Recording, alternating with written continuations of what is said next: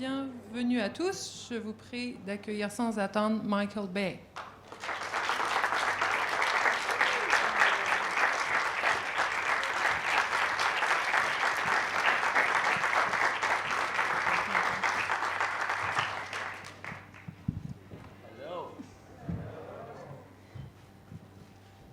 Allez-y, madame et puis monsieur.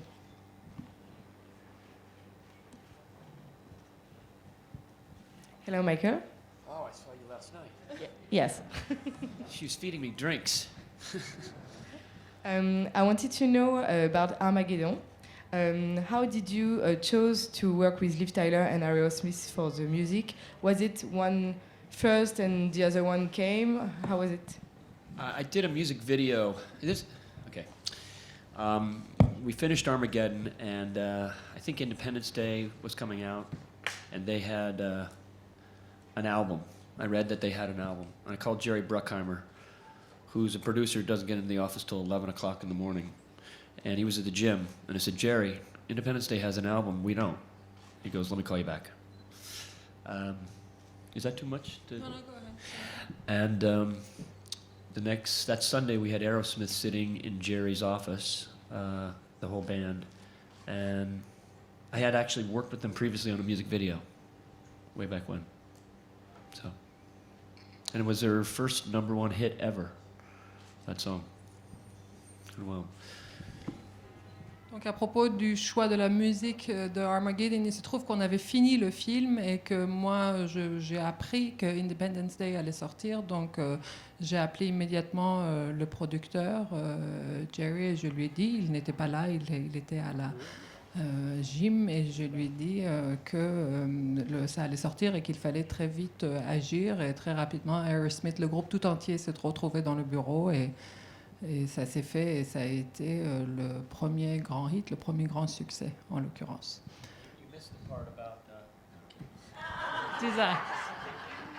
You can be sure I miss everything. Bonjour. Bonjour, donc merci de nous faire l'honneur d'être ici. Donc j'avais 2 questions. La première, c'est il y a eu 2 films qui ont été présentés en e-cinéma et je voulais savoir votre opinion sur cette alternative. Et la Paramount a annoncé quelques mois également qui, pour contrer le téléchargement illégal, souhaitait sortir des films en vidéo plus tôt. Donc je voulais avoir votre opinion là-dessus aussi. So there are 2 films here that are presented in e-cinema, what in French, so in online. I'd like to know what you think about this new, which is online, being able to see them online before they actually are released. And I heard the Paramount said that there are 2 films that are going to be in VOD before they actually have their theatrical release. So what do you think about this new trend? It's okay, but I like the cinema, big screens. I mean, I don't want to make stuff for a little screen. It's sad to watch kids watch things on little iPhones. They need to experience it with a bunch of people. You know, it's a shared experience.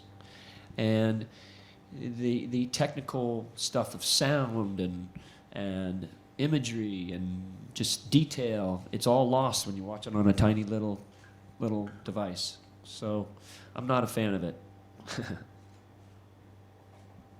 C'est là, bien sûr, mais moi, ça m'ennuie parce que je crois que le cinéma est fait pour le grand écran. Il y a la dimension, mais il y a aussi une espèce de tristesse à voir tous ces gamins qui regardent des films sur leur iPhone. Le cinéma, c'est fait d'abord parce que c'est comme conçu pour être une expérience collective. Il faut s'asseoir au milieu de gens pour le voir. Et puis toute la dimension de l'imagerie, du son, ce sont des choses à vivre dans une salle de cinéma. Donc mon enthousiasme est modéré. Madame.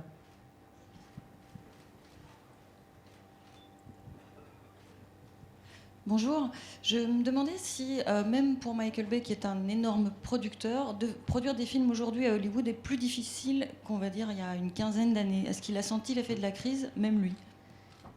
Do you feel what we feel here in Europe or in independent cinema in Hollywood too? Has it become harder and harder to make films and to fund films? Yes, it's I'm someone who has made Paramount Pictures billions of dollars. And my last movie that I just completed called 13 Hours,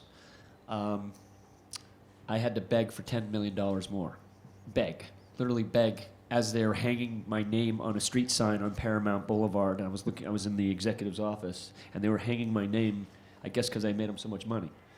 And it's hard to make movies. It's studios right now. Are you catching all this? Studios right now, they either want to make very small movies or they want to make very large movies. The middle movies are all going away, and it's really sad. Oh que oui, moi je peux vous dire que j'ai fait un certain nombre de films pour la Paramount avec des budgets phénoménaux dont les zéros ne se comptaient plus, et là pour le dernier film, 13 Hours, que je viens de terminer, il a vraiment fallu que je mendie une marge supplémentaire de $10 millions sur le budget. Et ce qui était drôle, c'est qu'au moment où j'étais en train d'essayer de les convaincre d'obtenir cette rallonge, j'étais dans le bureau du producteur et par la fenêtre, on voyait qu'ils étaient en train d'accrocher mon nom sur Hollywood Boulevard. Donc je suppose que s'ils accrochaient mon nom, c'est parce que je leur ai permis d'engranger beaucoup d'argent, et pourtant ils sont très réticents dans le financement des films. En fait, il se passe un peu ce qui se passe partout, c'est qu'il y a de la place pour de tout petits films à petit budget et pour des très gros films à très gros budget. Et entre les deux, les films du milieu ont beaucoup de mal à être financés. Monsieur.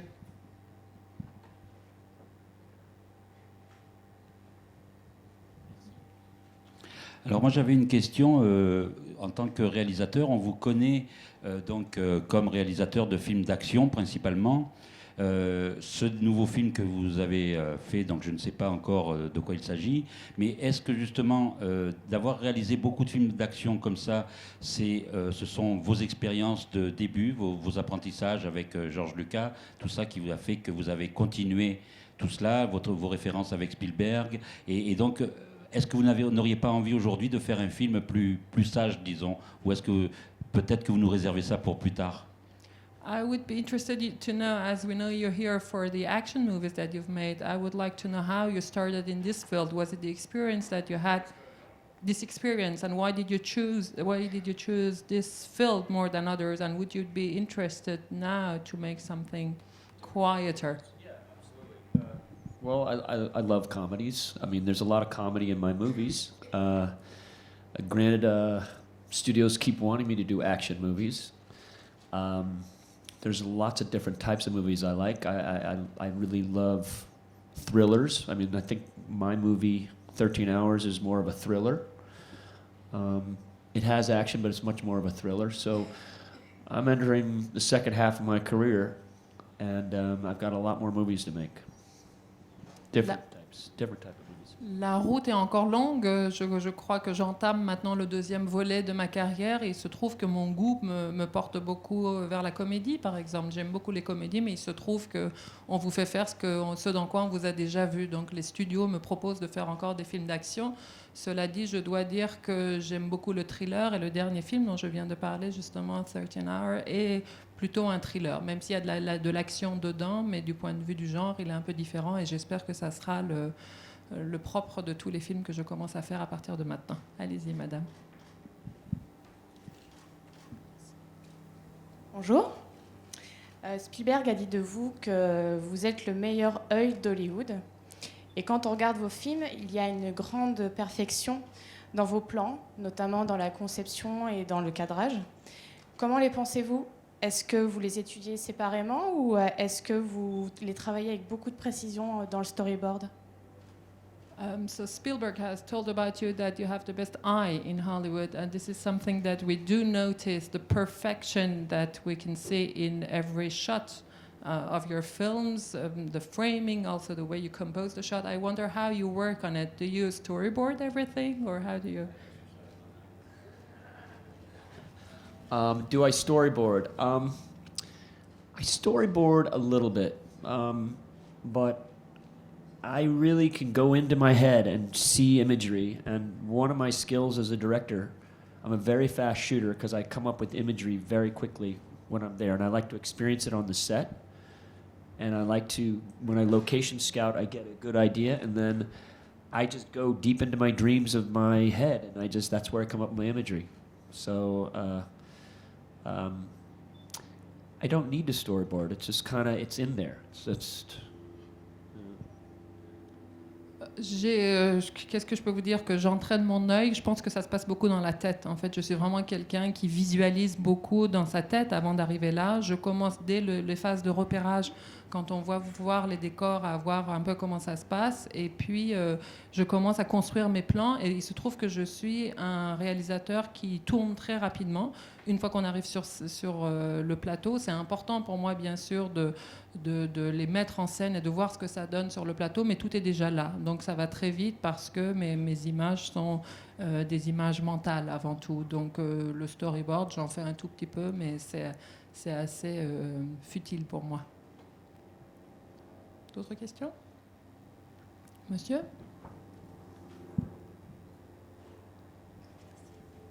Bonjour. Thank you for coming.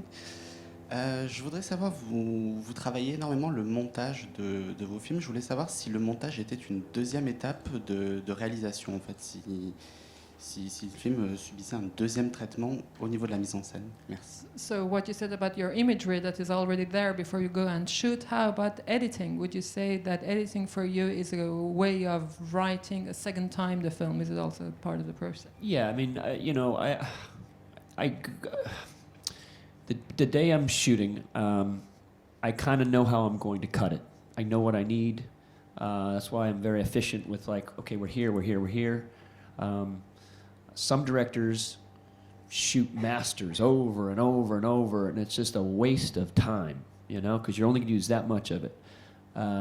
So I'm editing as I'm shooting, and I kind of have pre-envisioned it before I get there. But editing is also great to change an actor's performance, to find nuances, and actors always add beautiful things that you never thought of, and you can change the emotions, and you can play with the audience's head through editing. Il se trouve que là aussi, c'est quelque chose de très mental, c'est-à-dire que je suis finalement très efficace en termes de tournage, puisque je ne fais pas partie de ces réalisateurs qui tournent des heures pour en utiliser quelques minutes. Moi, dans ma tête, non seulement je sais déjà à quoi ressemblera le plan, mais je sais où je couperai et comment se fera le montage. Donc le montage aussi est déjà dans ma tête quand j'arrive là, et je vais droit au but, et je connais l'enchaînement des plans au préalable. Cela dit, j'utilise aussi ce que le montage peut avoir de très bénéfique dans le fait, par exemple, d'incorporer les cadeaux que vous font les acteurs. Parfois, ils vous donnent des nuances auxquelles vous n'aviez pas pensé et qui peuvent changer la façon dont vous racontez l'histoire. Ça peut changer la façon dont vous jouez avec les émotions et la perception du public. Donc ça, il faut aussi en faire bon usage. Monsieur.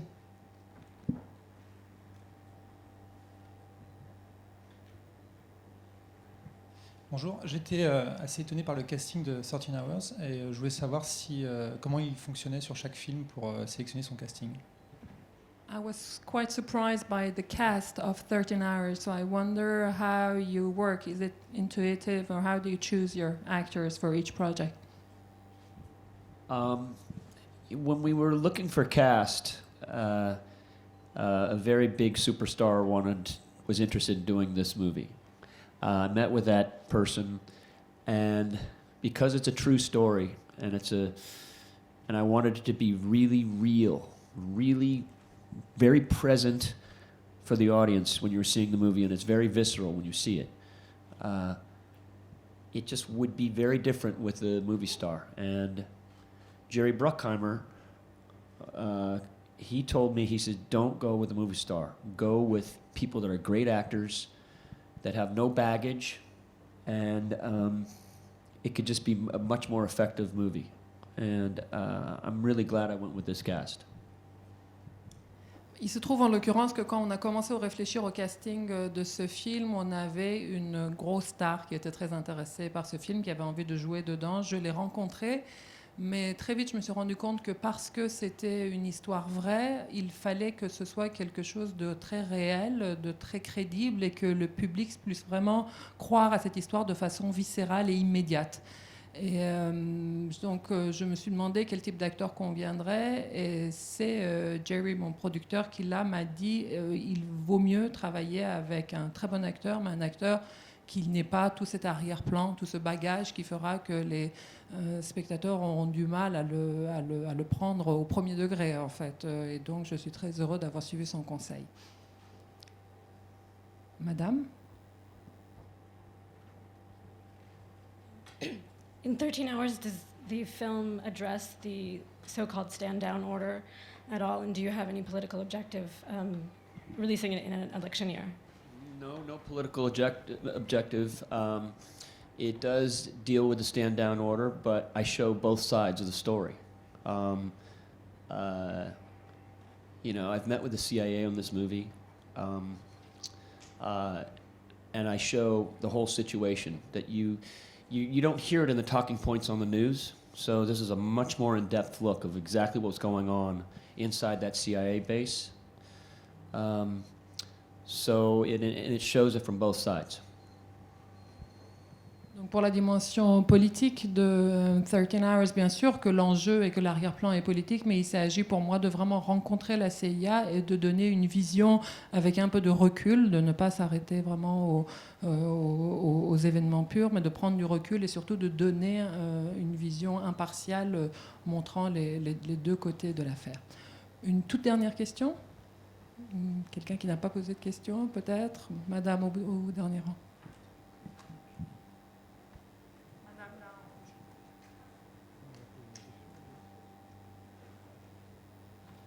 J'ai un peu triché, j'ai déjà posé une question, mais on va faire comme si. Vous disiez tout à l'heure que voir des films qui sont conçus pour le grand écran sur un petit écran vous faisait de la peine. Est-ce que, par contre, on pourrait imaginer que, comme certains grands réalisateurs l'ont fait, vous seriez prêt à réaliser directement dans un format qui serait diffusé sur le petit écran? Des séries prestigieuses font parfois appel à de très grands réalisateurs pour un épisode ou deux. Est-ce que vous seriez prêt à faire ce genre d'exercice? So you said that you found it was sad to see kids watching films that are designed for the large screen on a phone, but how about TV? Now there are great directors who work for TV, and what do you think of this medium? Listen, I produce TV. I've got the show Black Sails and The Last Ship, and I love TV. Cable TV is fantastic because you can get very in-depth into the characters, and you could really explore characters in TV, but it's still TV. I mean, if I could have a 75-foot movie screen to make imagery for, I mean, how great is that? Mais oui, moi je produis pour la télévision. J'ai fait Black Sails entre autres, des séries qui sont très reconnues, et je trouve que ça a été un moyen formidable, notamment la télévision câblée aux États-Unis a donné lieu à une nouvelle ère de la mise en scène, mais aussi du travail avec les acteurs. On a une façon d'approcher les personnages et d'approfondir les personnages qui est unique. Et pourtant, ça reste de la télé. Ce n'est que de la télé. Donc, quand vous pouvez créer des images pour des écrans immenses, je pense que c'est dommage de se contenter de moins.